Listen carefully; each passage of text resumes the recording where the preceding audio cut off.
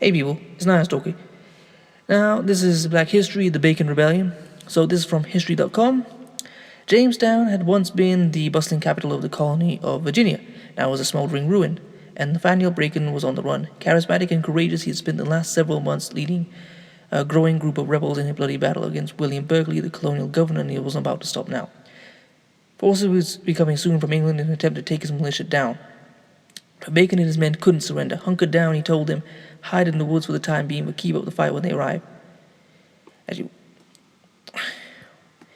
This just was the preface. While America's first colonial rebels burned Jamestown to the ground, Bacon's rebellion was triggered when a grab for Native American land was denied. Alright, let's get back to it.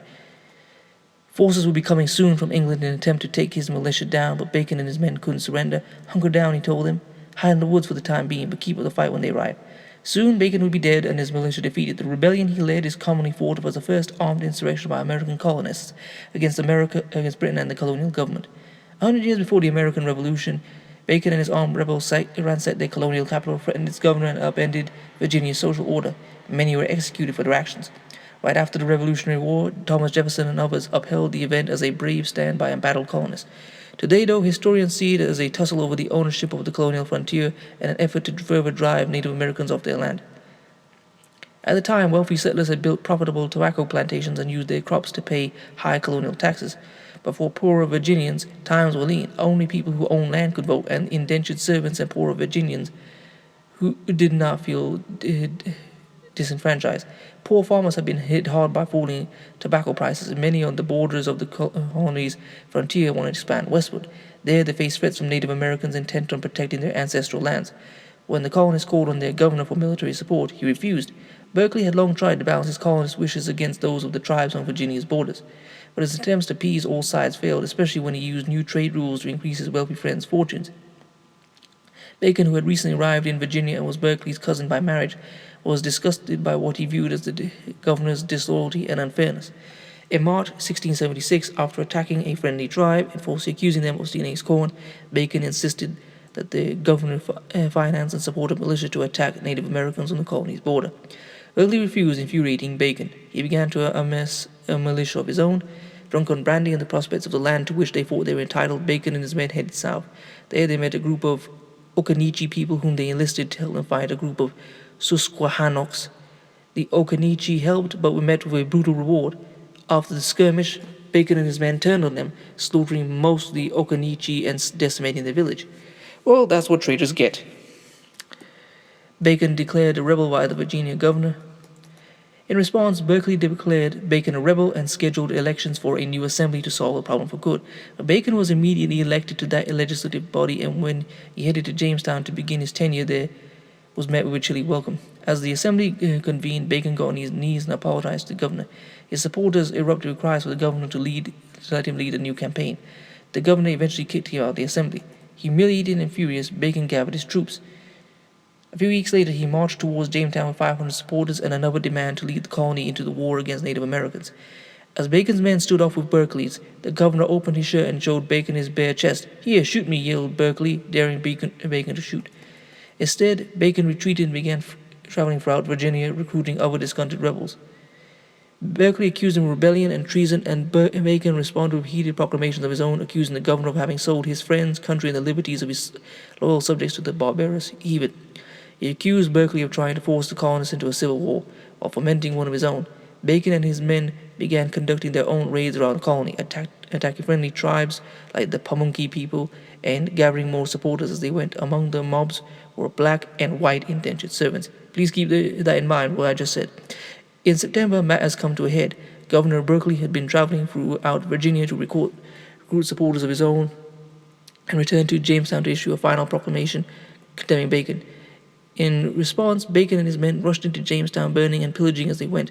On the night of September 19th, they torched the entire town, burning it to the ground. As the battled governor fled, Bacon's supporters terrorized what remained of the town and the governor's supporters.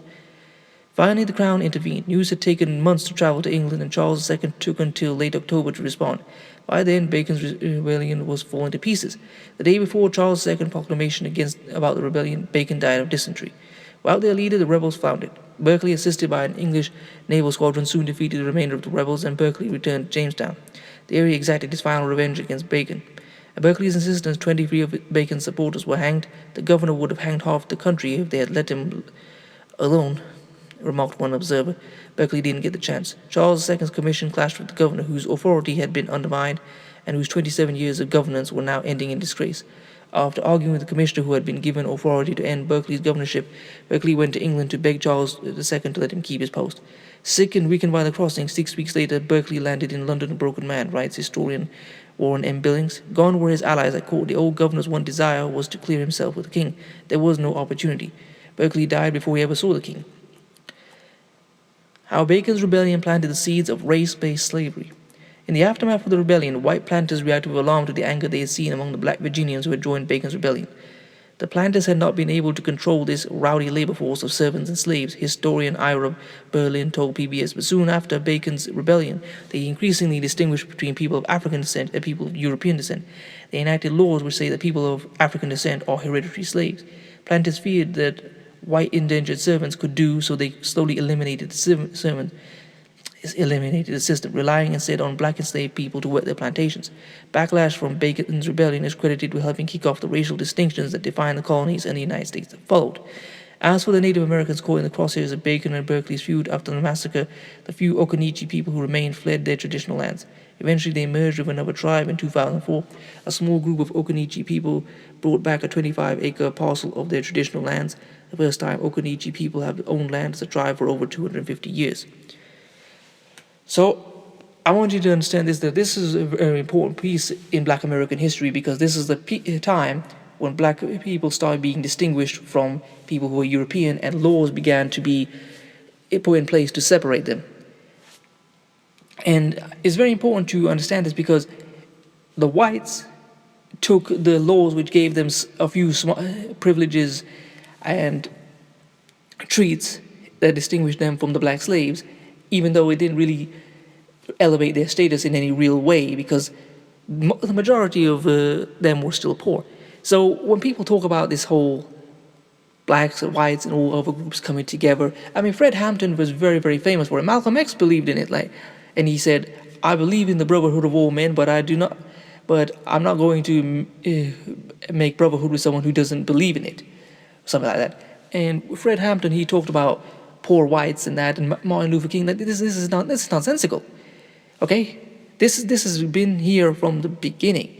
They saw the possibility of ending the oppression and building a better order, and they said, "We'll sell our black allies out for a few privileges and the right to look our noses down at them." So this whole thing of coming together is just like a pipe dream. It didn't work then, it didn't work in the 60s, and it's not going to work now. Black people, if they want to go forward black people, if they want to progress, need to go their own way and make a path for themselves. Anyway, I hope you've enjoyed this. Please comment, rate, share, and subscribe. If you'd like to support this channel, I'll leave my GoFundMe in the description. And if you'd like to follow me on Instagram, I'll leave that there as well. Peace.